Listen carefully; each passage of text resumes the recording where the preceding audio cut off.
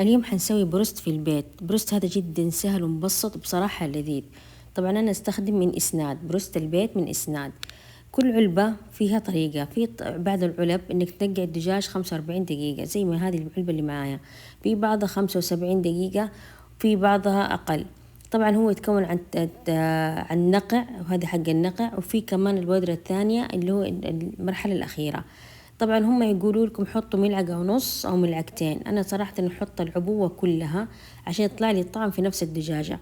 حتلقوا على الجلد الخارجي شوية ملوحة، لكن في نفس الدجاجة من جوا حتلاقوا الطعم مظبوط وكويس معاكم.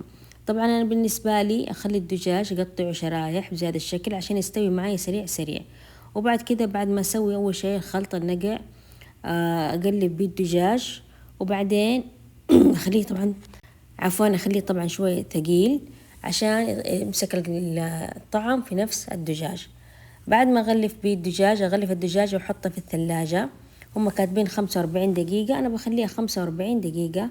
وبعدين أخرج التغليفة، هذا اللي أغلف بالدجاج آخر حاجة، أقلب الدجاج فيه، وبعدين ننفض مظبوط وحطه في الفريزر لمدة ربع ساعة. هذه الطريقة اللي دايما أنا أسويها. بعد كذا أقليه على كل ناحية، أخليه تقريبا 3 دقايق 4 دقايق، يعني مدة القلي 7 دقايق إلى 8 دقايق. جربوا الطريقة، مرة سهلة ومبسطة ولذيذ لذيذ لذيذ هذا البروست، وبالعافية علينا وعليكم.